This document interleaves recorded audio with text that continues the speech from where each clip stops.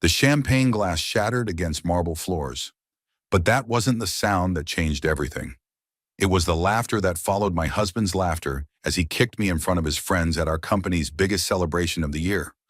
What Marcus didn't know was that the woman he just humiliated owned everything he thought belonged to him. Every dollar in his bank account, every brick of his office building, every employee on his payroll, all of it funded by my $47 million inheritance that I'd kept secret for 3 years. He thought he was kicking a helpless housewife. He was actually declaring war on someone who controlled his entire world. My name is Sarah, and this is the story of how my cheating husband's cruelest moment became his biggest mistake, how his affair with our marketing director turned into federal criminal charges, how his plan to steal my fortune ended with him working night shifts at a warehouse while I built an empire from the ruins of our marriage. But here's what nobody expected, including me. The revenge I got wasn't what anyone saw coming. Not Marcus, not his mistress Isabella, not even my own mother who'd been pulling strings behind the scenes for months. This isn't just a story about catching a cheating spouse. This is about what happens when someone underestimates the quiet woman writing the checks, when charm and manipulation meet calculated justice, when the victim decides she's done being a victim. If you've ever been betrayed by someone you trusted completely, if you've ever wondered what real power looks like when it finally stops hiding, then you need to hear what happened next. Because this story has more twists than a soap opera and more satisfaction than any revenge fantasy you've ever imagined. Trust me, you won't see the ending coming. The champagne glass shattered against the marble floor of our Austin penthouse, its crystal fragments catching the city lights like broken promises.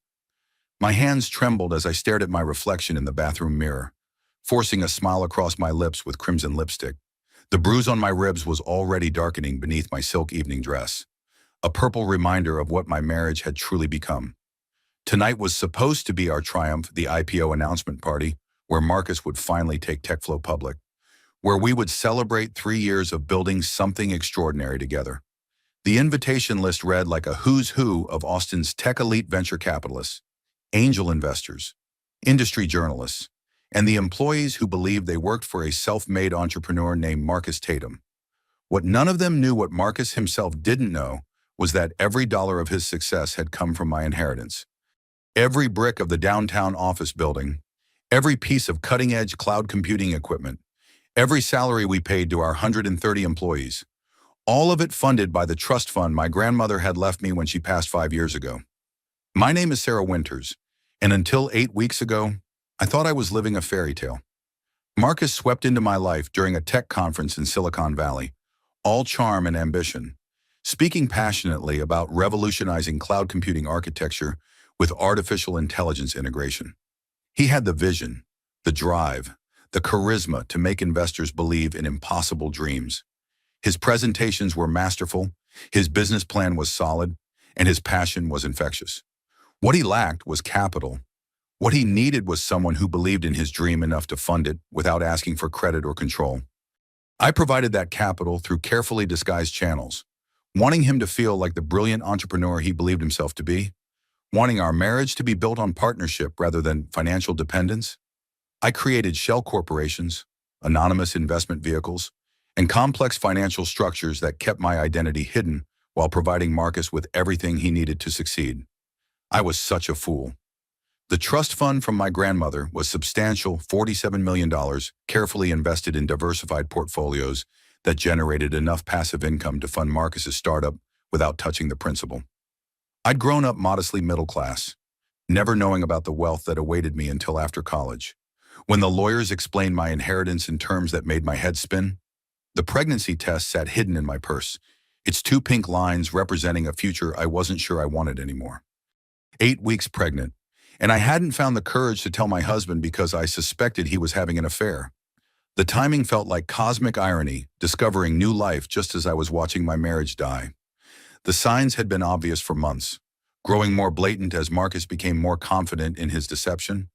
Late meetings that ran past midnight with no documentation or follow-up emails, weekend conferences that couldn't be verified when I called the hotels, expensive cologne that wasn't the brand I'd bought him for Christmas, applied so heavily I could smell it on his shirts even after dry cleaning, new clothes from stores we'd never shopped at together, a gym membership he'd purchased without mentioning it, leading to a physical transformation that coincided perfectly with hiring Isabella Cruz as our marketing director.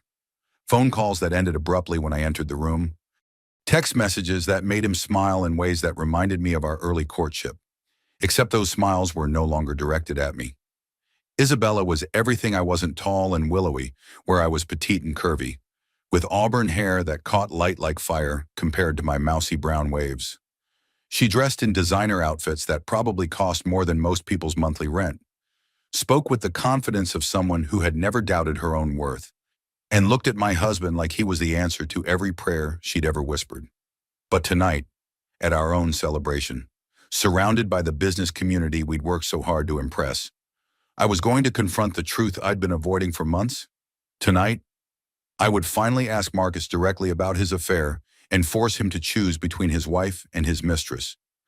The limousine arrived at 7 sharp, its black exterior gleaming under the penthouse's exterior lighting. Marcus looked stunning in his custom tuxedo. Tom Ford, purchased with money from my trust fund, though he believed it came from our company's profits. His dark hair was perfectly styled, his smile broad with anticipation, and his eyes bright with the kind of excitement that used to be reserved for our intimate moments together. He helped me into the car with theatrical gallantry, playing the role of the devoted husband with the same passion he brought to his business presentations.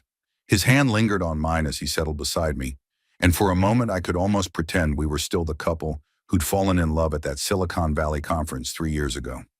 "You look incredible," he whispered in my ear as downtown Austin blurred past our windows, the city lights creating a kaleidoscope of color against the limousine's tinted glass. "This is our night, Sarah. Everything we've worked for comes together tonight. Our night, our work." If only he knew the truth about who had really built his empire, who had sacrificed their anonymity and independence to make his dreams possible, who had loved him enough to stay invisible while he basked in the spotlight of success that rightfully belonged to both of us. The grand ballroom at the Four Seasons was decorated in gold and black, elegant and sophisticated in the way that only serious money could achieve. Crystal chandeliers cast warm light over round tables draped in white linen, each centerpiece a carefully arranged bouquet of white roses and gold accents that complemented TechFlow's corporate colors. The company's logo was displayed prominently on screens around the room, and I felt a complex mixture of pride and resentment seeing it there.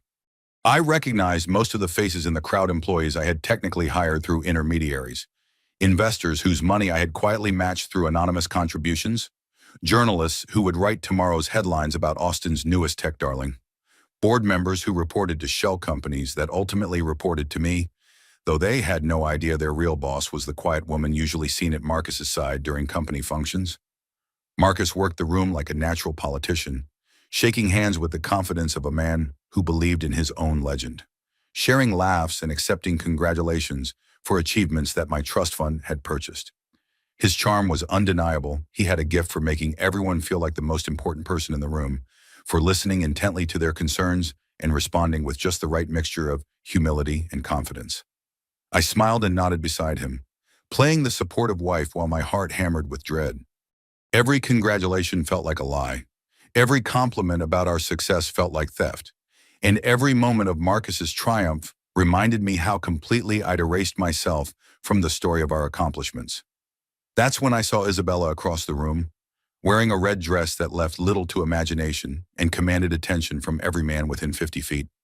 She was beautiful in that dangerous way that made men forget their wedding vows and women question their worth.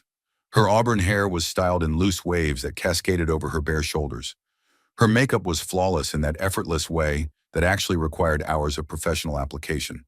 And her smile held secrets that promised trouble for anyone foolish enough to believe in their innocence. When her eyes found Marcus across the crowded ballroom, she smiled with the intimate knowledge of shared secrets, her tongue darting out to wet her lips in a gesture that was both unconscious and deliberate. Marcus's entire body went rigid beside me, his conversation faltering mid-sentence as he stared at her, like a man seeing water after days in the desert. "Who's the woman in red?" I asked Jake Reynolds, Marcus's best friend and business partner, though Jake had no idea his salary was paid by my inheritance or that his stock options were ultimately controlled by my shell corporations. Jake was a good man, technically brilliant but lacking Marcus's natural charisma and business instincts. He'd been Marcus's college roommate, his first employee, and the closest thing either of us had to family since both our parents had passed away. If anyone would tell me the truth about what was happening in my own company, it would be Jake. Isabella Cruz, our marketing director, Jake replied, then leaned closer with the uncomfortable expression of someone who knew they were about to cause pain. Between you and me, Sarah, she's been spending a lot of private time with Marcus. I probably shouldn't say anything, but as your friend, I thought you should know. My stomach clenched with the confirmation I'd been dreading. What kind of private time? I've seen them together after hours, in his office with the door closed and the blinds drawn, at restaurants across town where they think no one from the company will recognize them. Last week I came back to the office late to grab some files and saw them. Jake trailed off, his cheeks reddening with embarrassment. Saw them what? Kissing in the conference room. More than kissing, actually. They were so wrapped up in each other they didn't hear me come in. The confirmation hit me like a physical blow, even though I'd suspected for months. Watching Isabella walk across the ballroom toward our table, her hips swaying with predatory confidence, I felt something cold and hard settle in my chest. This wasn't just suspicion anymore. This was knowledge, and knowledge demanded action. "Good evening, everyone," Isabella said when she reached our table, her voice husky and warm like expensive whiskey. "Marcus, you look very handsome tonight." The words were innocent enough, but the way she said them, with a slight breathiness that suggested intimacy, with eyes that lingered on his mouth before meeting his gaze, made them feel like a caress. Marcus's face flushed, but he couldn't look away from her. Neither could any of the other men at our table, which made Isabella's smile widen with satisfaction. "Isabella, this is my wife, Sarah," Marcus said, his voice slightly strained with the effort of appearing normal when every cell in his body was obviously screaming for the woman standing beside him. She extended a perfectly manicured hand, her red nail polish matching her dress and her lipstick in a way that spoke of careful coordination. "I've heard so much about you. Marcus talks about you constantly." "I'll bet he does," I thought, shaking her hand and noting that her grip was firm, confident, challenging. This wasn't a woman who backed down from anything she wanted, and it was clear she wanted my husband. "All good things, I hope," I replied, matching her smile while studying her face for tells, for any sign of guilt or discomfort at meeting the wife of the man she was sleeping with. "Oh, absolutely," Isabella laughed, a sound like wind chimes that made every man at the table lean slightly toward her. "He's always going on about how supportive you are, how you understand his dedication to work." Her eyes glittered with amusement that felt like mockery. "It must be so nice to have a husband who's so committed to his job." The double meaning wasn't lost on me, and from Jake's uncomfortable shift in his chair, it wasn't lost on him either. But the other men at our table, investors and board members, who saw Isabella as nothing more than an attractive employee paying their friend a compliment, remained oblivious to the knife she was sliding between my ribs with every word. Throughout dinner, I barely tasted the perfectly prepared salmon and risotto.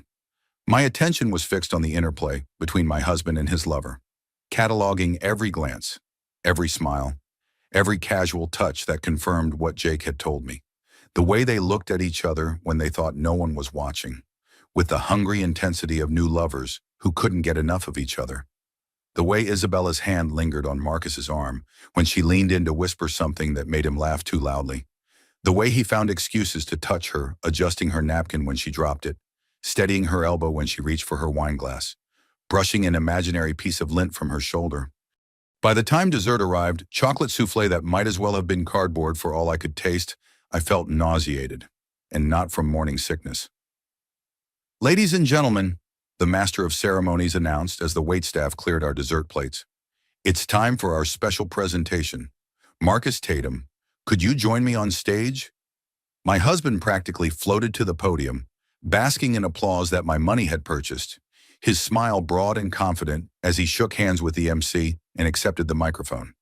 He looked out over the crowd of employees, investors, and journalists with the expression of a man who had achieved everything he'd ever dreamed of. "Thank you all for being here tonight," Marcus began, his voice carrying easily through the packed ballroom. "When I started TechFlow 3 years ago, I had a vision of revolutionizing cloud architecture with artificial intelligence integration. I wanted to build something that would change how businesses think about data storage and processing. Started TechFlow. My vision, my revolution, my change. But I sat silently, my smile frozen in place, playing the role of the proud wife while my husband claimed credit for accomplishments that belonged to both of us. I couldn't have done any of this without the support of amazing people, Marcus continued, his gaze sweeping across the audience. My team, who believed in the vision even when it seemed impossible. My investors, who took a chance on an unproven startup. And most importantly, he looked right at me, and for a moment, I thought he was going to acknowledge my role, my sacrifice, my love, my incredible wife, Sarah, who has stood by me through everything. More applause. I waved like the proud spouse, feeling like a fraud while knowing I was actually the architect of everything being celebrated tonight. But tonight isn't just about celebrating the past, Marcus announced, his voice growing stronger with excitement. It's about announcing the future, and I'm excited to share some major changes coming to our leadership structure. Changes I hadn't authorized. Changes I knew nothing about. I felt ice water flowing through my veins as I realized something was happening that went far beyond a simple affair. Effective immediately, Marcus announced to the packed ballroom, his voice ringing with the confidence of a man who believed he controlled his own destiny. I'm promoting myself to chairman of the board, and I'm pleased to introduce our new chief executive officer, Isabella Cruz. The room erupted in applause as Isabella sauntered onto the stage in her red dress, every eye in the ballroom following her movement with the kind of attention usually reserved for movie stars or royalty. She kissed Marcus's cheek, lingering a moment too long for professional courtesy, and took the microphone with the poise of someone who had been preparing for this moment her entire career. Thank you all so much, she purred into the microphone, her voice carrying just enough breathiness to remind every man in the audience that she was, above all else, a woman who knew how to use every weapon in her arsenal. I'm thrilled to be taking on this new role. Marcus and I have been working very closely together to ensure this transition goes smoothly. Working very closely together. The double meaning hit me like a slap, and from the knowing looks being exchanged around the room, I wasn't the only one who caught it. This wasn't just an affair announcement. This was a corporate coup, executed publicly and designed to humiliate me while elevating both Marcus and his mistress to positions of power they had never earned. I sat frozen in my chair, watching my husband and his lover accept congratulations from a crowd that included my own secretly funded employees. The applause seemed to go on forever, a thunderous endorsement of their betrayal that made my ears ring and my chest tighten with panic. This wasn't just adultery, this was theft on a massive scale. Marcus was trying to push me out of my own company, replace me with his mistress, and he was doing it publicly, in front of everyone who mattered in Austin's tech scene. But he had made one crucial mistake that would ultimately destroy him. He still didn't know who really owned everything. When Marcus and Isabella returned to our table, they were glowing with triumph, their hands intertwined in a way that left no doubt about the nature of their relationship. Isabella sat in the chair that had been empty beside him, effectively pushing me out of the inner circle as colleagues congratulated them on their new partnership. This calls for champagne, Jake declared, though his expression seemed troubled as he signaled for a waiter. I caught his eye and saw confusion there, and something that might have been sympathy. Jake knew enough about TechFlow's financial structure to understand that what had just happened made no legal sense. As Dom Perignon flowed $1,500 per bottle, charged to company accounts that were ultimately funded by my trust, I watched Marcus's hand rest possessively on Isabella's thigh under the table. I watched them exchange meaningful glances loaded with promises of private celebrations to come. I watched my husband toast his betrayal with money I had provided, surrounded by people whose salaries I paid, in a building my shell corporations owned. The rage that had been building for months finally crystallized into something cold and calculating. Marcus thought he was so clever, so smooth, so irresistible. He thought he could steal my company, humiliate me publicly, and ride off into the sunset with his beautiful new CEO while I faded into irrelevance. He had no idea who he was dealing with. "Excuse me," I said, standing from the table with careful composure.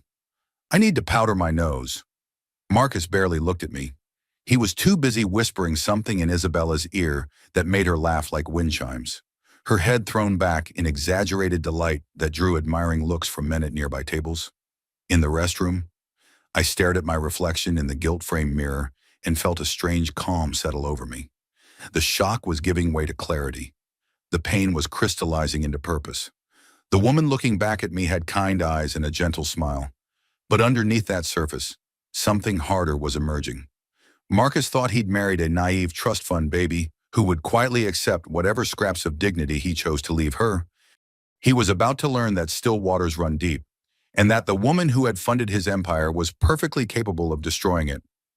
I touched up my lipstick with steady hands and returned to the party with a plan already forming in my mind. The evening continued with dancing and networking. Austin's tech elite celebrating what they believed was a brilliant strategic move by one of their rising stars. Marcus made sure to dance with Isabella multiple times, holding her close enough that her perfume would cling to his tuxedo, whispering in her ear while she smiled up at him with bedroom eyes that promised rewards for his public boldness. I danced with Jake, with investors, with board members who had no idea they were employees of my shell corporations, rather than independent directors. I smiled and made small talk about the exciting changes at TechFlow, playing the supportive wife who was thrilled about her husband's brilliant leadership decisions. Inside, I was planning. As the evening wound down, Marcus grew drunk on champagne and victory. Isabella hung on his arm like a trophy, her red dress a beacon of conquest that announced to everyone present that she had won whatever competition she'd been engaged in. His friends and colleagues surrounded them, offering congratulations and talking excitedly about TechFlow's bright future under new management. That's when Marcus decided to make his final, fatal move. "You know what, everyone," Marcus said, his words slightly slurred as alcohol loosened whatever restraints had been keeping him civilized. "I think it's time I was completely honest about something." The group fell silent, sensing drama coming. Even Isabella looked surprised by his tone, her smile faltering slightly as she tried to gauge where he was going with this unexpected announcement. "Sarah," he called out, beckoning me with a crooked finger like he was summoning a servant. "Come here, honey." I approached slowly, every instinct screaming that this was about to get much worse, but unable to avoid the spotlight he was creating without causing an even bigger scene. Marcus put his arm around my waist not lovingly, but possessively, his grip tight enough to keep me in place for whatever humiliation he had planned. Around us, investors and employees shifted uncomfortably, recognizing they were about to witness something that should have remained private. "I want everyone to know," Marcus began, his voice growing louder as alcohol and adrenaline combined to strip away whatever filter had previously governed his public behavior, "that my wife has been, how should I put this delicately, more of a hindrance than a help lately." Nervous laughter rippled through our group as Marcus tightened his grip around my waist, his fingers digging into my ribs hard enough to leave bruises. Isabella's eyes glittered with malicious delight, her red lips curved in a smile that suggested she'd been waiting for this moment for months. Around us, the crowd was growing larger as other party guests sensed drama unfolding and drifted closer to witness whatever spectacle Marcus was creating. I recognized faces from the business community, journalists with their phones discreetly positioned to capture whatever happened next. Employees who would have to face me in the office on Monday if I survived this with any dignity intact. "I mean, she's beautiful. Don't get me wrong," Marcus continued, his voice carrying across the ballroom as he seemed to forget or simply not care that dozens of people were listening to every word. "But she doesn't understand business. She doesn't understand what it takes to succeed in this world. She's been holding me back with her constant questions and concerns about every little decision." My cheeks burned with humiliation, but I stayed silent, letting him reveal his true character to everyone present. Around us, I could see faces that had been smiling moments before, now showing discomfort, embarrassment, even disgust at what they were witnessing. Jake looked mortified, his face pale as he watched his best friend destroy his marriage in public. Several investors had stepped away, unwilling to be associated with what was clearly a personal breakdown happening at a professional event. But Marcus was too drunk on his own power to notice his audience was shrinking rather than growing. "That's why I need someone like Isabella beside me," Marcus pressed on. pulling his mistress closer with his free arm so that I was effectively sandwiched between him and the woman he was betraying me with. Someone who understands vision, who understands sacrifice, who understands what it means to build something revolutionary from nothing. From nothing, every word was a knife twist. Because Marcus knew, or thought he knew, that TechFlow had started with minimal capital and grown through his brilliant leadership. He had no idea that every dollar of growth had been carefully orchestrated by the woman he was publicly humiliating. "So here's to new beginnings," Marcus declared, raising his champagne glass in a toast that felt more like a declaration of war. "To leaving behind dead weight and embracing the future." That's when he did it, in front of his friends, in front of Isabella, in front of half of Austin's tech community. Marcus Tatum drew back his foot and kicked me in the ribs. The impact sent me stumbling backward, gasping in pain and shock as I fought to maintain my balance in high heels on the ballroom's polished floor. The sound of his Italian leather shoe connecting with my body was audible in the sudden silence that fell over our immediate area. "Whoops," Marcus laughed, not even pretending it was an accident as he steadied himself against Isabella. "Looks like you're in the way again. Honey?" The silence stretched for what felt like hours but was probably only seconds. Jake stared in horror, his mouth open in disbelief that his best friend had just physically assaulted his wife in public. Several investors looked appalled, clearly recognizing they'd just witnessed something that crossed every line of decency.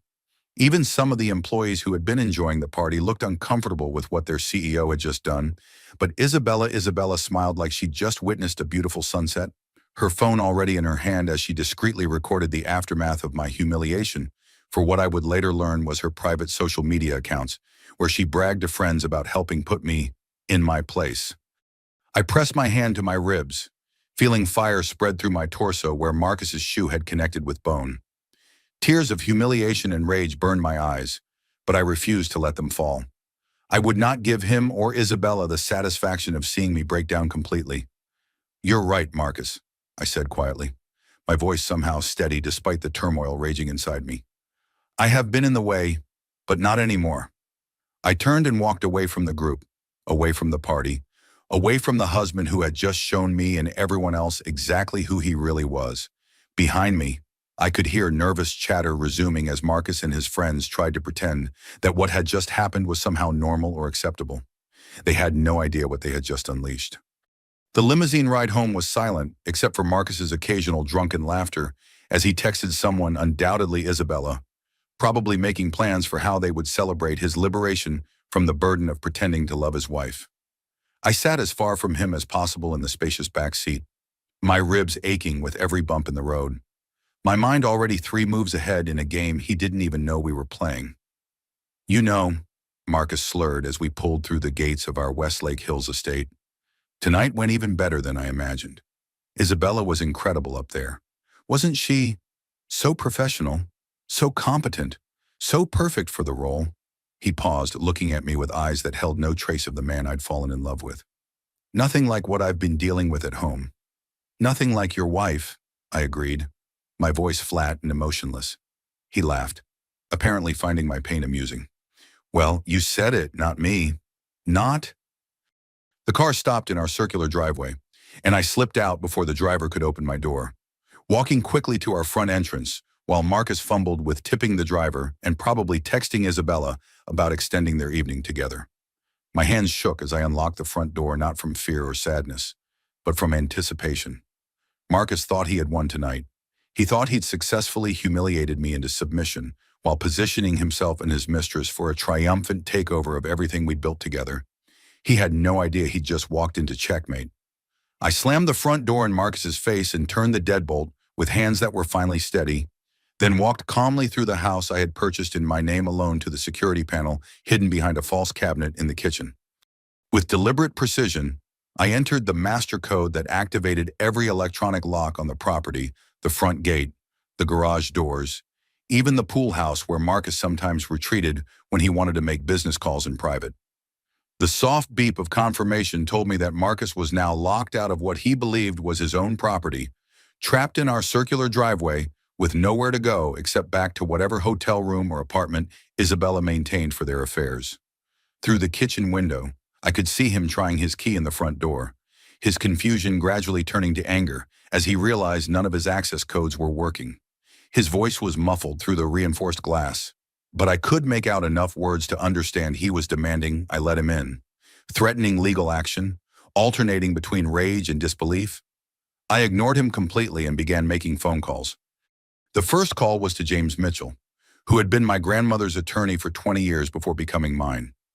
Despite the late hour, it was nearly midnight, he answered on the second ring, because he understood that middle-of-the-night calls from clients who controlled nine-figure trusts were never casual social calls.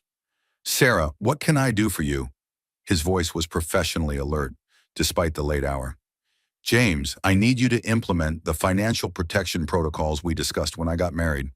All accounts associated with Marcus Tatum need to be frozen immediately, personal and business. Everything." There was a brief pause as James processed the implications of my request. "May I ask what's precipitated this action?" I touched my ribs gingerly, already feeling them stiffen with what would be spectacular bruising by morning. "Let's just say our marriage has taken an unexpected turn, and I need to protect the assets that were always mine to begin with." "I understand. How quickly do you need this implemented?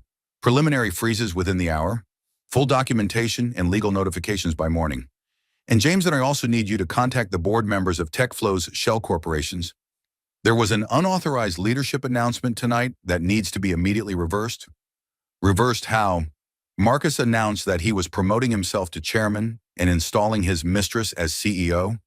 Since he has no legal authority to make either of those decisions, I need the real board to issue a statement clarifying the actual chain of command." "Understood. Anything else?" "Yes.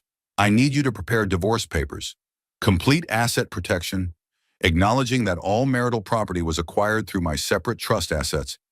I want Marcus to walk away with exactly what he brought to the marriage, which was nothing." Us. The second call was to my security company, a firm that specialized in protecting high net worth individuals from various threats. Within 30 minutes, they would have technicians at my house changing every lock, resetting all access codes, and installing additional cameras with facial recognition software. Marcus's keys and codes would become worthless pieces of metal and meaningless numbers. The third call was to my private investigator, a former FBI agent named Margaret Stone, whom I'd hired 3 months ago when I first suspected Marcus's infidelity. Margaret had been gathering evidence ever since, building a comprehensive file that would destroy Marcus's reputation and potentially result in criminal charges for his misuse of company resources. "Margaret, it's Sarah. I need everything you have on Marcus and Isabella Cruz.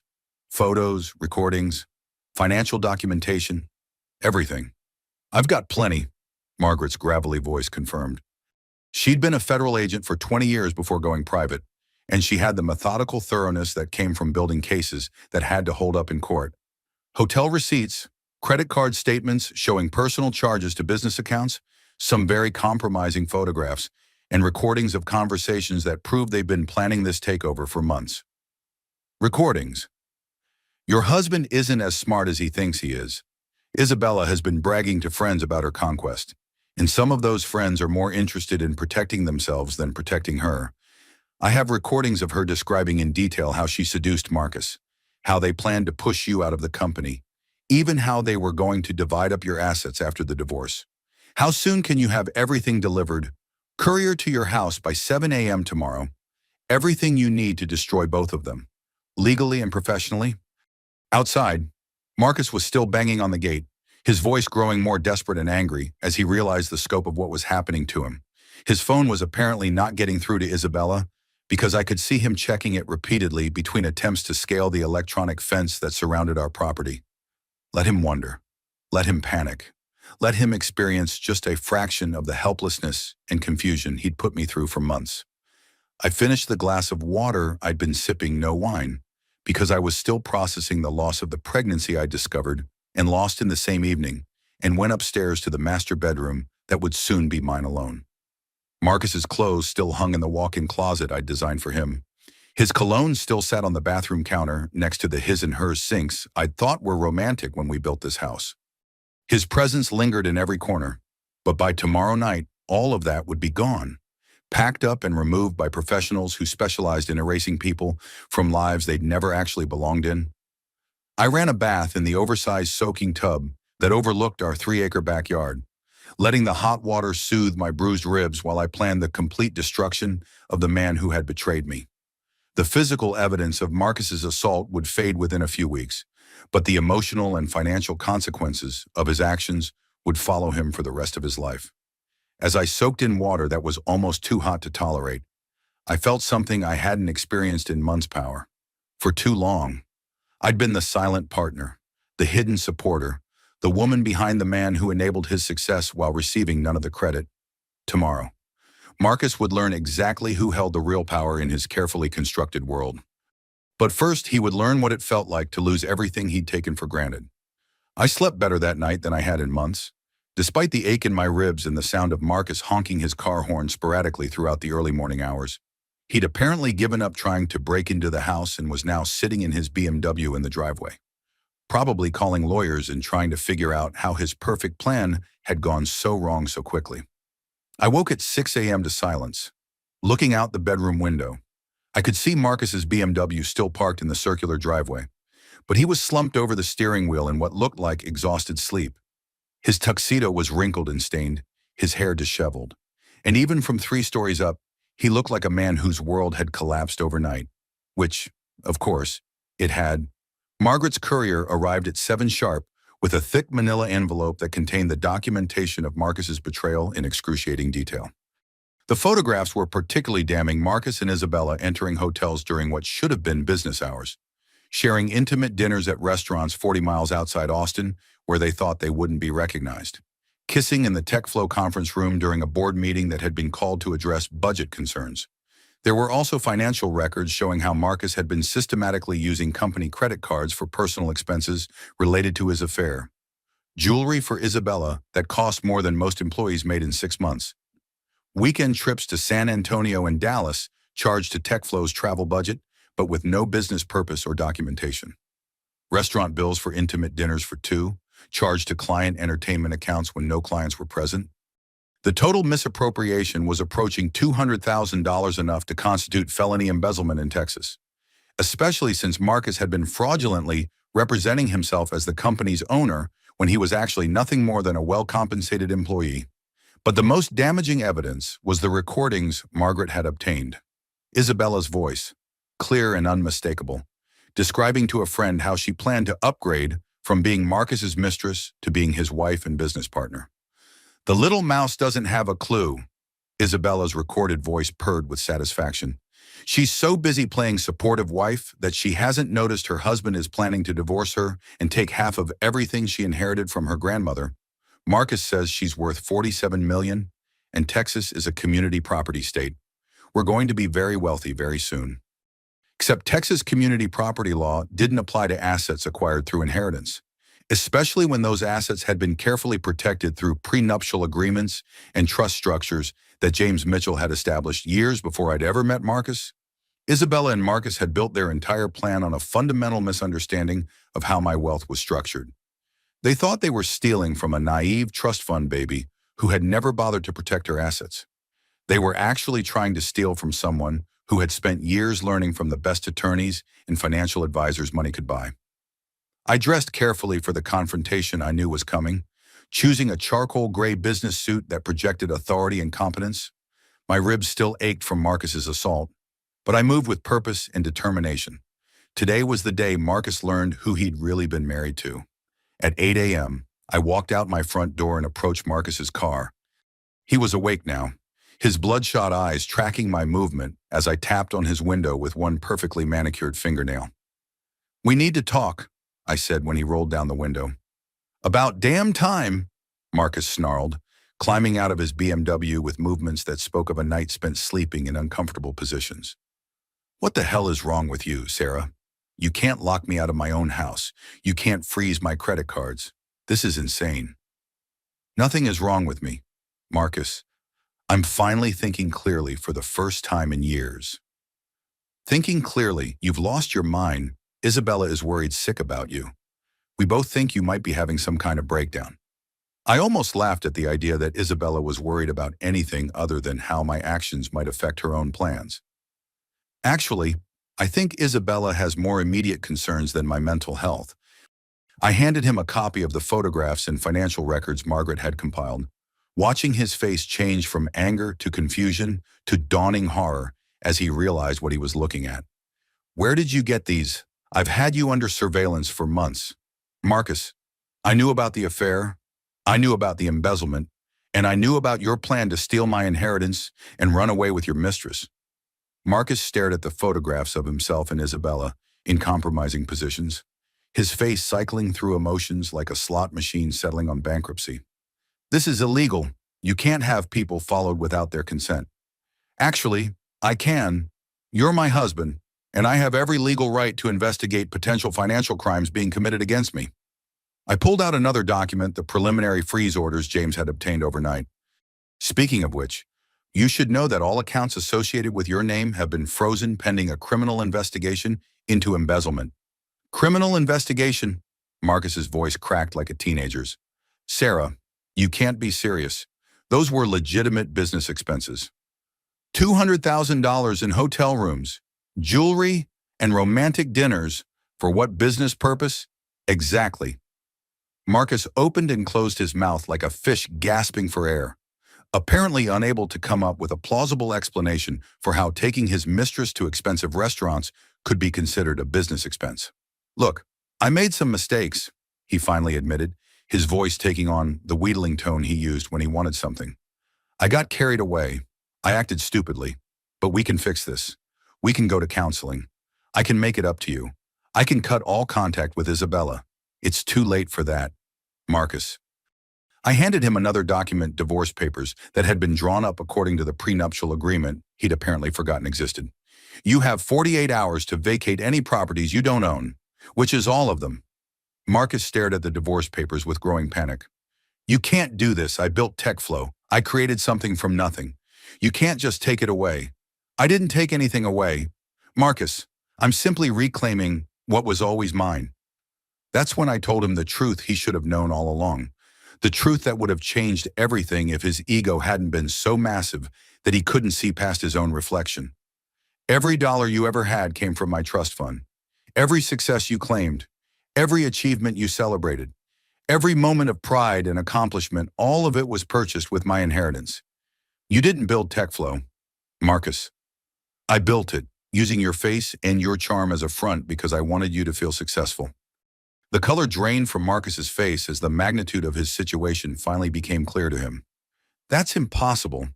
I have ownership documents, incorporation papers, board positions, all of which trace back to shell corporations that trace back to holding companies that ultimately trace back to my grandmother's trust.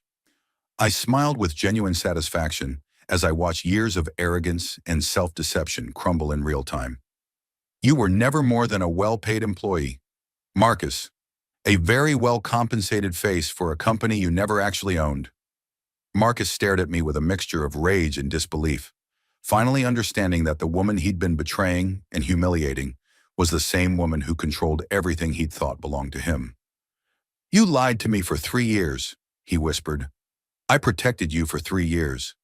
I let you believe you were successful because I loved you and wanted our marriage to work. But last night, when you kicked me in front of your friends and your mistress, when you humiliated me publicly while announcing your plan to replace me with another woman, that's when I decided it was time for you to learn the truth. But even as I savored Marcus's shock, I had no idea how much more complex this situation was about to become.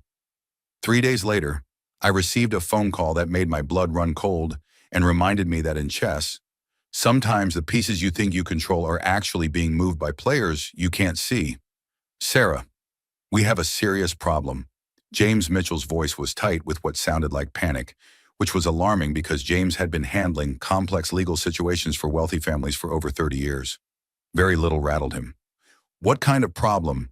Marcus has produced what appears to be a prenuptial agreement that I've never seen before.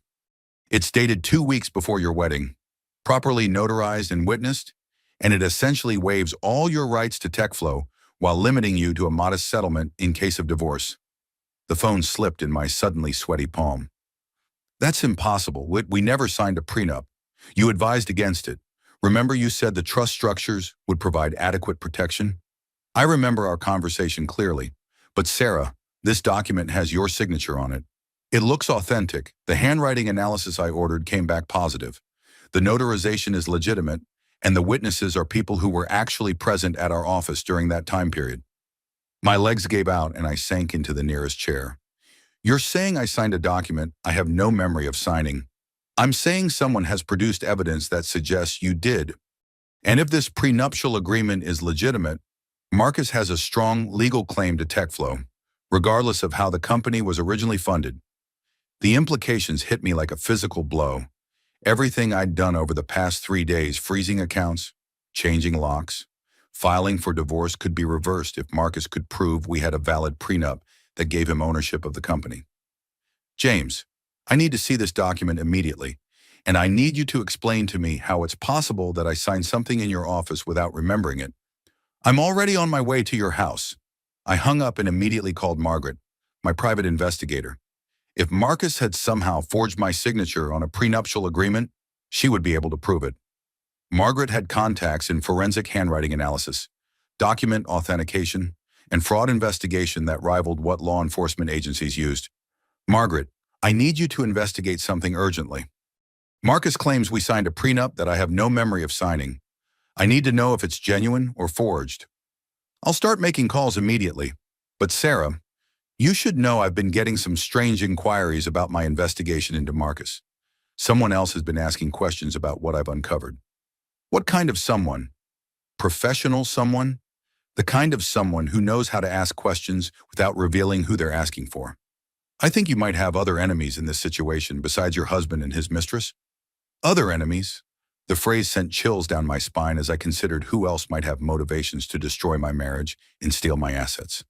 Business competitors, perhaps, or someone from Marcus's past who saw an opportunity to profit from our divorce. When James arrived an hour later, he brought a file that contained the most professionally executed fraud I'd ever seen. The prenuptial agreement looked completely legitimate, proper legal language, appropriate signatures, official notarization, but as I stared at what was supposedly my own signature, I felt certain I'd never seen this document before. James, I need you to be completely honest with me. Is there any possibility that I could have signed this and forgotten about it? Any medication or stress or circumstance that might have affected my memory? James studied my face carefully before answering. Sarah, I've known you for 15 years. You've never signed any document in my office without reading every word at least twice and asking detailed questions about the implications. The idea that you would sign a prenuptial agreement that essentially gives away your entire inheritance without extensive discussion is completely inconsistent with your character. So it's forged? I believe so, but it's a very sophisticated forgery. Whoever did this had access to samples of your handwriting, knew the proper legal procedures, and had connections to legitimate notaries and witnesses. Who could have arranged something like this? Someone with significant resources and detailed knowledge of your personal and financial situation? Someone who's been planning this for months or even years? The pieces were starting to form a picture I didn't want to see. Marcus wasn't smart enough to orchestrate this level of sophisticated fraud on his own. Isabella was manipulative and ambitious, but she'd only been in our lives for 4 months. This prenuptial agreement was supposedly signed 3 years ago, which meant someone else was pulling strings I hadn't even known existed. There's something else, James continued, his expression growing even more grave. I've been contacted by another attorney who claims to represent your interests, someone you supposedly hired 6 months ago to handle your divorce proceedings. That's impossible. You're the only attorney I've ever hired. That's what I told them. But they have documentation suggesting otherwise, retainer agreements with your signature, communications authorizing them to act on your behalf, even copies of privileged information from your trust accounts. I stared at James in growing horror. Someone had been impersonating me for months, hiring attorneys, signing documents, accessing my financial information. The betrayal went far deeper than Marcus's affair or Isabella's ambitions. James, I think someone has been stealing my identity for legal and financial purposes. This isn't just about my marriage. This is about someone systematically taking control of my entire life. Who would have the access and motivation to do something like this? The answer came to me with the force of revelation, terrible and undeniable. There was only one person who had complete access to my financial information, who knew all my legal strategies, who understood exactly how my trust was structured and how to manipulate those structures for their own benefit. "You," I whispered, staring at the man who had been my family's attorney for 20 years. "It was you." James's expression didn't change, but something shifted in his eyes, a coldness that replaced the concern he'd been projecting. "Sarah, that's a very serious accusation. How much did he pay you?" "James, how much was my trust worth to you?" For a moment, James said nothing, and in that silence, I understood that everything I'd trusted, everything I'd built my security on, had been compromised from the very beginning. $2 million, he finally admitted, his voice flat and matter-of-fact, and a promise of ongoing legal work when TechFlow goes public and Marcus needs more sophisticated corporate counsel. The betrayal cut deeper than Marcus's kick had, deeper than Isabella's mockery, deeper than anything I'd experienced in my entire life. This wasn't just about my husband cheating. This was about the systematic theft of my identity and my future by the man my grandmother had trusted to protect our family's interests. "My grandmother trusted you for 30 years. Your grandmother is dead, Sarah. Marcus is very much alive, very determined to succeed, and very willing to pay for expert assistance in achieving his goals. So you helped him forge documents to steal my inheritance. I helped him protect himself from a wife who was hiding the extent of her wealth. He had every right to know what he was marrying into, and he had every right to protect his interests in case the marriage didn't work out." The scope of the conspiracy was breathtaking. James had been working with Marcus for months, possibly from the very beginning of our relationship, setting up legal structures that would allow them to steal everything while making it look legitimate. But as I sat in my living room, staring at the man who had helped raise me after my parents died, who had walked me down the aisle at my wedding, who had been like a father to me for most of my adult life, I realized that this betrayal might actually be the key to my ultimate victory, because James Mitchell had made one crucial mistake. In his eagerness to help Marcus steal my assets, he'd left a paper trail that could destroy both of them. But before I could begin to fight back against James and Marcus's conspiracy, disaster struck from a completely unexpected direction. The next morning, I woke to find news vans parked outside my house and my phone buzzing with calls from reporters whose numbers I didn't recognize. "Miss Winters," a journalist called out as I stepped outside to retrieve my newspaper from the circular driveway. "Do you have any comment on the FBI investigation into TechFlow's financing?" FBI investigation. My blood turned to ice water as I stared at the reporter, a young woman with sharp eyes and a digital recorder already running. I rushed back inside and turned on the local news to see Marcus and Isabella in handcuffs being led from the TechFlow building by federal agents. The headline at the bottom of the screen read, "Tech startup executives arrested in securities fraud investigation."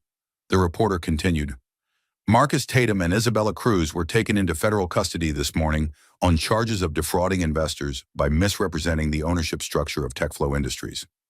Federal investigators allege that the pair convinced venture capital firms to invest millions of dollars in a company they claimed to own, when in fact the business was secretly controlled by shell corporations with unknown beneficial owners. This was impossible. I controlled those shell corporations, and I'd never filed any complaints with federal authorities. I'd been planning to use the evidence of Marcus's embezzlement to force a favorable divorce settlement, but I'd never intended to involve federal law enforcement. Someone else had triggered this investigation, someone with access to financial records that should have been confidential, someone with detailed knowledge of my business structures and Marcus's role in the company. My phone rang, and James Mitchell's name appeared on the caller ID. I almost didn't answer, given what I'd learned about his betrayal the day before, but I needed to understand what was happening. "Sarah, don't say anything to anyone," he said without preamble, his voice tight with panic. "The FBI has been investigating TechFlow for months. They have wiretaps, financial records, communications between Marcus and Isabella discussing their plan to defraud investors. But I never reported any fraud to federal authorities. Someone else did. Someone with very detailed knowledge of your financial arrangements and Marcus's deception. The federal prosecutor says they have an informant who's been providing extensive documentation for over 6 months. 6 months. That meant whoever had triggered this investigation had been planning it since before Isabella ever entered our lives, since before Marcus's affair had become obvious, since the very early stages of whatever conspiracy had been building around me. Who could have that kind of access to our financial information? I don't know. But Sarah, this is bad for all of us. If the federal government seizes TechFlow's assets as part of this investigation, it won't matter what the prenup says or who actually owns the company. Everything gets frozen until the criminal case is resolved, and that could take years. I hung up on James and immediately called Margaret, my private investigator. If someone else had been feeding information to the FBI, she might have some idea who it was. Margaret, I need to know if you've shared any of your investigation with federal authorities. Absolutely not. Everything I've uncovered is covered by attorney-client privilege through your relationship with James Mitchell. There was a pause. But Sarah, I told you yesterday that someone else has been asking questions about my investigation. Professional questions? From someone who knows how federal investigations work? What kind of questions? Questions about whether I'd uncovered evidence of securities fraud, wire fraud, money laundering. The kind of questions that suggested whoever was asking already knew the answers and was trying to determine if I might interfere with their own investigation. The implications were staggering. Someone had been running a parallel investigation into Marcus and TechFlow. Someone with the resources and connections to trigger federal law enforcement action. Someone who wanted Marcus destroyed, but didn't necessarily care whether I survived the destruction. Margaret, I need you to find out everything you can about who initiated this FBI investigation. I need names, motivations, everything. I'll start making calls. But Sarah, you should know that federal investigations like this usually have multiple sources and multiple motivations. Whoever did this might not be working alone. I hung up and walked to my kitchen window, looking out at the news vans and federal agents who were now treating my home like a crime scene. My husband was in federal custody. My company was under investigation for securities fraud. My attorney had been revealed as a conspirator in a plot to steal my inheritance. And somewhere out there, someone I hadn't identified yet was orchestrating events that were spinning completely beyond my control. That afternoon, Isabella called me from federal detention, her voice shrill with panic and rage. "You did this," she hissed through the prison phone system. "You destroyed everything because you couldn't handle losing Marcus to a better woman." "I didn't report you to the FBI, Isabella. I had no idea this investigation was happening until I saw it on the news." "Bullshit. Who else would?" She stopped mid-sentence, and I could practically hear the gears turning in her head as she considered other possibilities. "Unless, oh my God, your mother." My mother. I hadn't spoken to Diane Winters in over 2 years. Not since our last argument about my decision to marry Marcus. She'd been opposed to the relationship from the beginning, claiming that Marcus was obviously a fortune hunter who would eventually try to steal my inheritance. My mother has nothing to do with this. Doesn't she? Marcus always said she was dangerous, but I thought he was exaggerating. The famous Diane Winters, the woman who destroyed 3 competitors through hostile takeovers and federal investigations. Isabella's voice was gaining strength as she connected dots I hadn't even seen. "She's been watching you, hasn't she? Waiting for Marcus to reveal his true nature so she could swoop in and clean up the mess while taking control of your assets?" The accusation hit me like a physical blow because it made a terrible kind of sense. My mother had built her technology empire in the 90s through a combination of brilliant innovation and ruthless destruction of anyone who stood in her way. She'd retired as one of the wealthiest women in Texas, but she'd never lost her taste for complex strategic victories. "She's using you, Sarah," Isabella continued, her voice dropping to an urgent whisper. "This whole thing is just another hostile takeover to her. She doesn't care about your marriage or your feelings or your company. She wants control, and she's willing to destroy everyone around you to get it." I hung up on Isabella, but her words echoed in my mind as I considered the possibility that my estranged mother had been manipulating events from the shadows. Diane Winters certainly had the resources, connections, and strategic mind necessary to orchestrate something like this. She also had the motivation she'd never approved of Marcus, and she'd always believed I was too trusting and naive to protect myself from predators. But would she really destroy my marriage and my company just to teach me a lesson about the dangers of the world? As I stood in my empty house, surrounded by evidence of betrayals I was still discovering, I realized that the answer was almost certainly yes. My mother had always believed that the only way to develop proper judgment was to be thoroughly betrayed by those you trust most. It appeared she'd decided to arrange that education personally. That evening, as federal agents finished processing the TechFlow offices and Marcus remained in custody awaiting arraignment, I received a phone call that confirmed my worst suspicions about who had been orchestrating this entire catastrophe. "Hello, darling." The voice was cool, cultured, and utterly confident, my mother's voice, unchanged by the 2 years since our last conversation. "I imagine you're having quite an eventful week." "Hello, Mother." I kept my own voice steady, though my hands were shaking with a combination of rage and disbelief. "Enjoying the morning news. I am indeed. Very satisfying to see justice served. Don't you think? Justice, is that what you call destroying my marriage and my company? I call it education. You needed to learn some difficult lessons about trust, power, and the true nature of the people around you. Sometimes the only way to develop proper judgment is to be thoroughly betrayed by those you trust most." I sank into my living room chair, finally understanding the scope of what had been done to me. "You've been orchestrating this entire situation? The FBI investigation, James's betrayal, even Marcus's affair. You've been pulling strings I didn't even know existed." "Not orchestrating, darling, simply facilitating. Marcus's true nature was always evident to anyone who cared to look. Isabella's predatory instincts were obvious from her employment history. James's susceptibility to corruption was clear from his gambling debts and expensive lifestyle that far exceeded his legitimate income.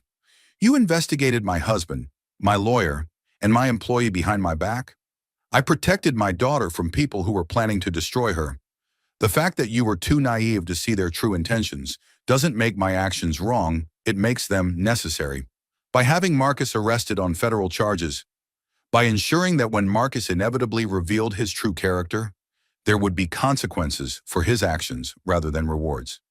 Did you really think I was going to let him steal $47 million from my daughter and walk away unpunished? I stared out my living room window at the news vans that were still camped outside my house, their satellite dishes and cameras pointed at the home I'd built with stolen money and broken dreams. What happens now? Now you decide what kind of woman you want to be. You can remain the trusting, generous person who gets taken advantage of by everyone she meets, or you can become someone who understands how power really works in this world. Someone like you. Someone who understands that power unused is power lost. You inherited wealth, Sarah, but wealth without wisdom is just a target for predators like Marcus and Isabella. And James. James will be disbarred and likely prosecuted as a co-conspirator once the federal investigation expands to include his role in the document forgery. I have recordings of every conversation he had with Marcus about stealing your assets. Recordings. I've had James's office under surveillance for 8 months. I suspected he might eventually betray you. He always was too easily corrupted by flattery and money. The scope of my mother's preparation was breathtaking and terrifying.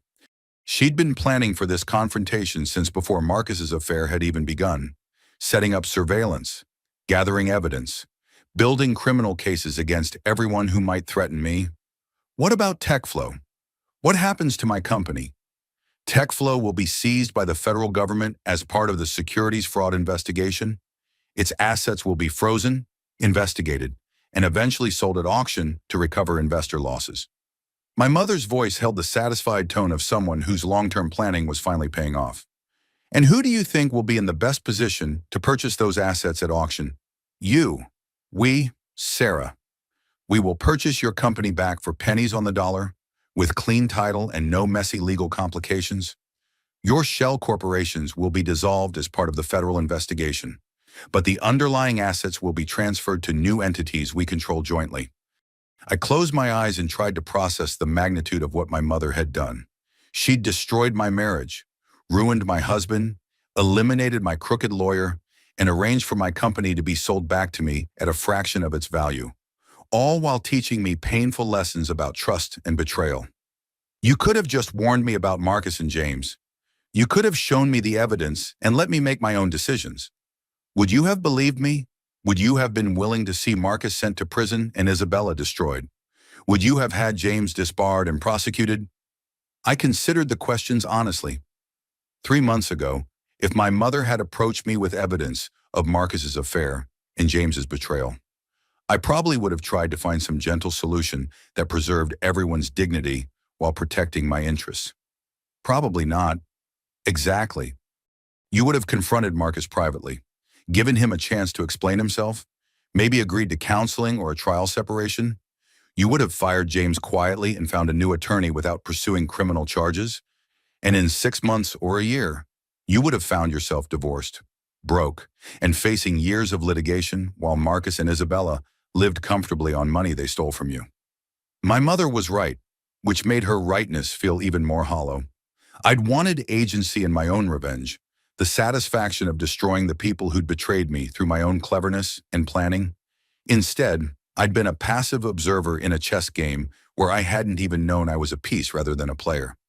What happens now? I asked again. Now you come work with me. I'm restructuring Winters Industries to include technology acquisitions, and I need someone who understands the industry from both technical and business perspectives.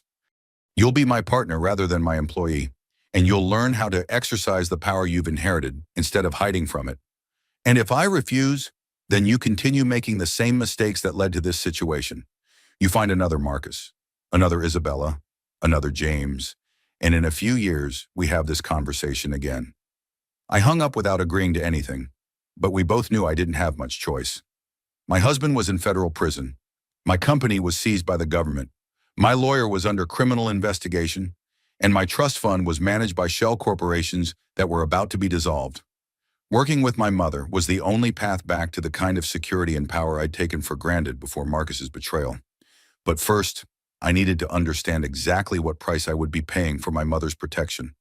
6 months later, I stood in the conference room of Winters Industries, looking down at downtown Austin through floor-to-ceiling windows that cost more per square foot than most people's annual salaries.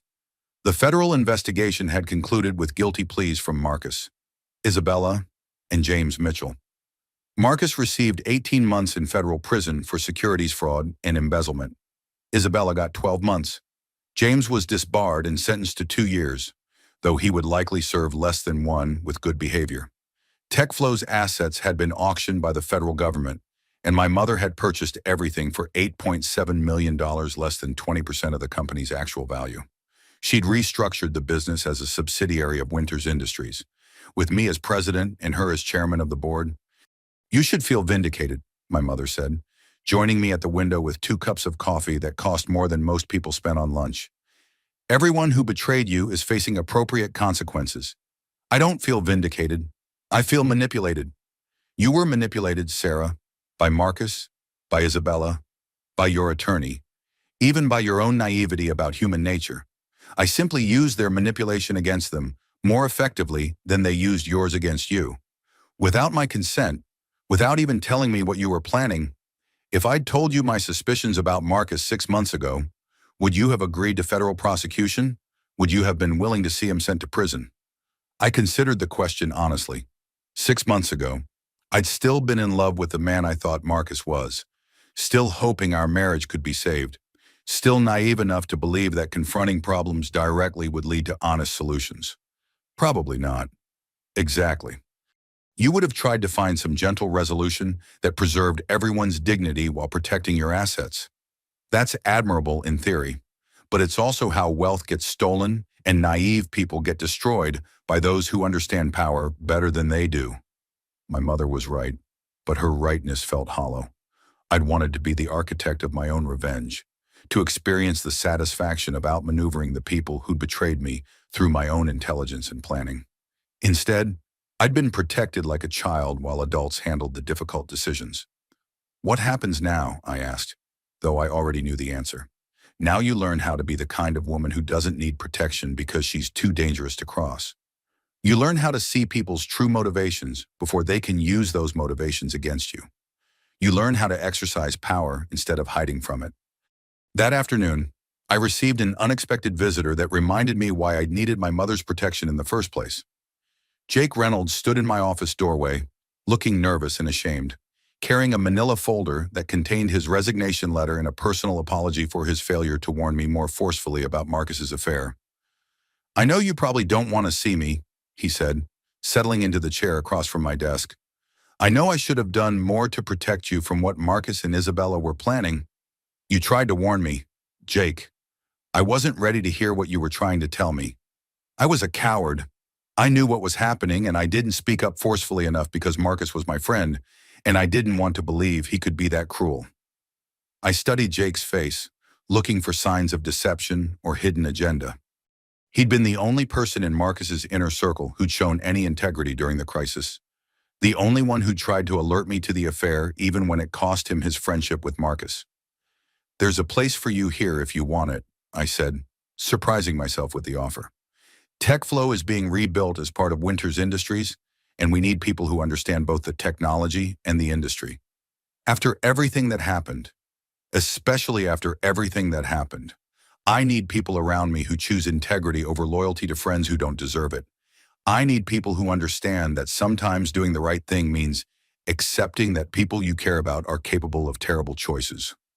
Jake accepted my offer, and over the following months, he became my closest advisor and the person I trusted most to help rebuild what Marcus had destroyed. He brought technical expertise, industry connections, and most importantly, the hard-won wisdom that comes from watching someone you trust destroy themselves through their own poor choices.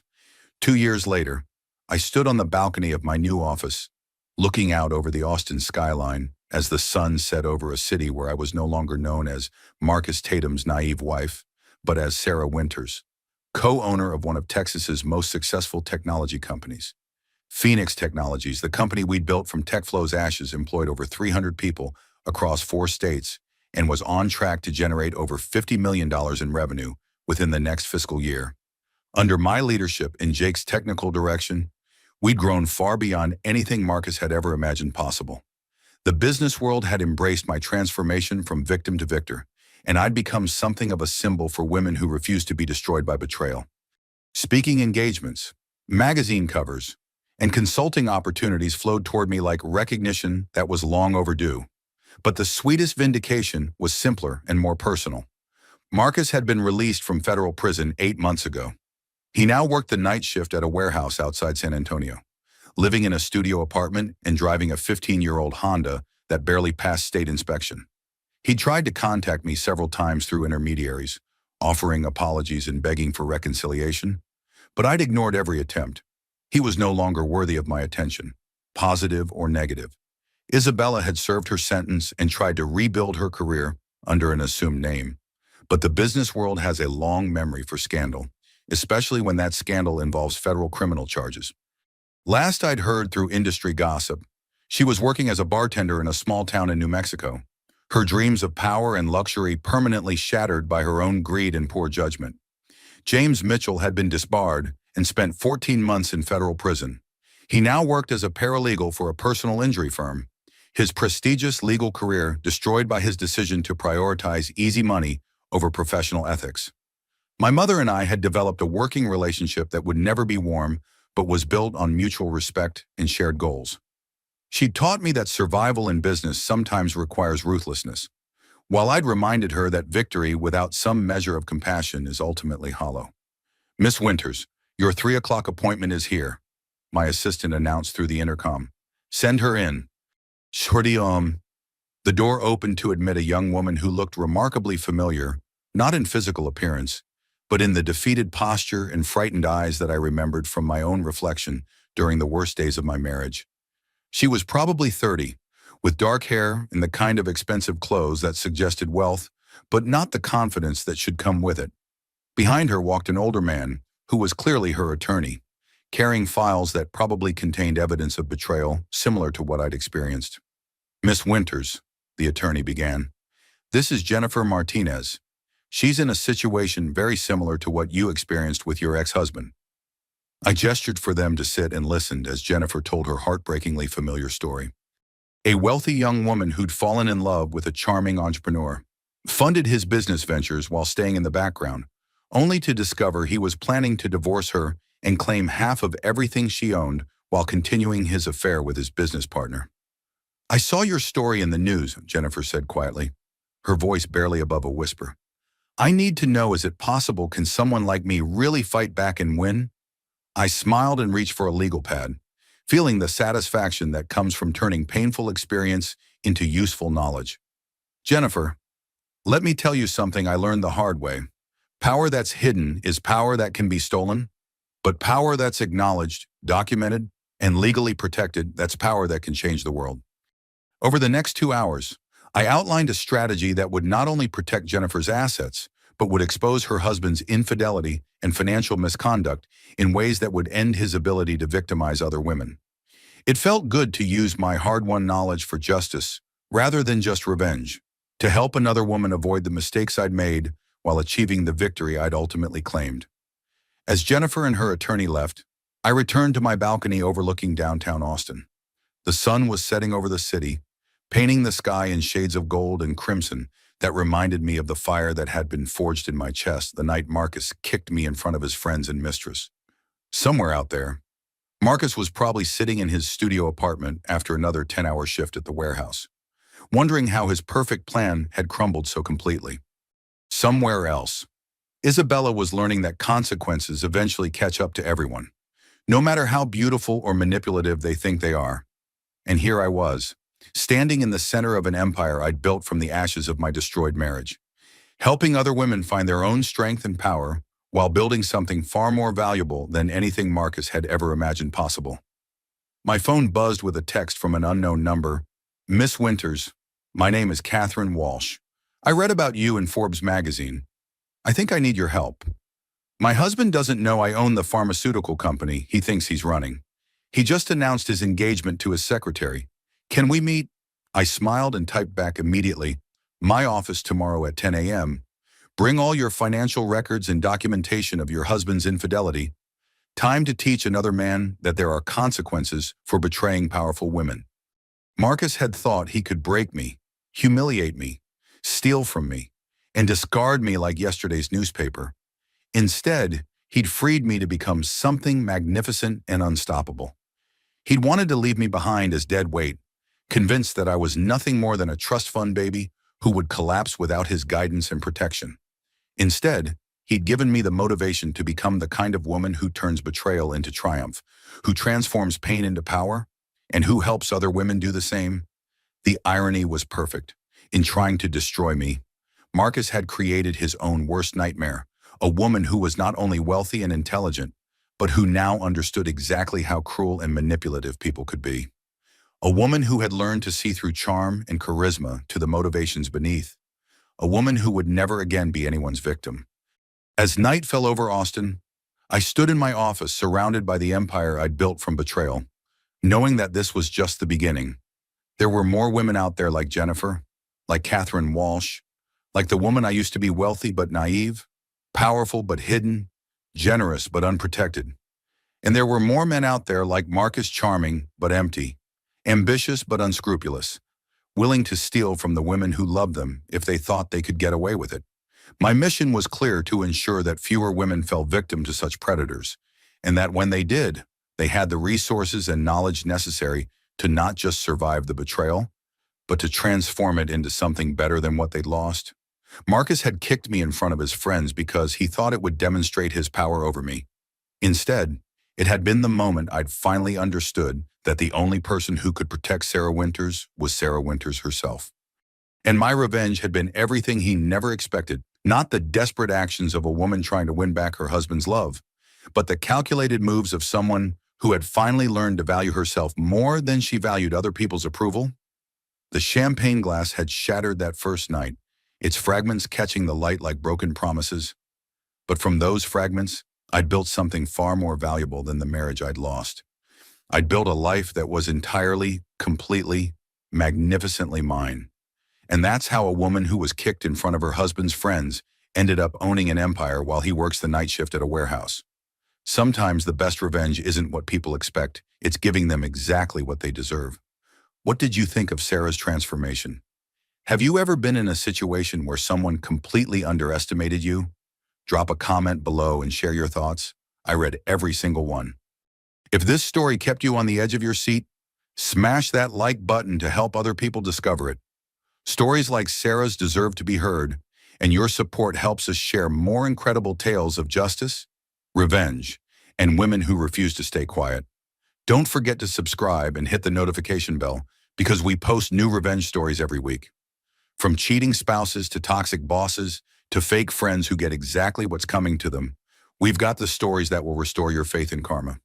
Share this video with someone who needs to hear that being underestimated can be the greatest advantage of all. Sometimes the people who hurt us the most end up giving us the motivation we need to become unstoppable. Thanks for listening to Sarah's story. Until next time, remember, still waters run deep, and the quiet ones are often the most dangerous. See you in the next one.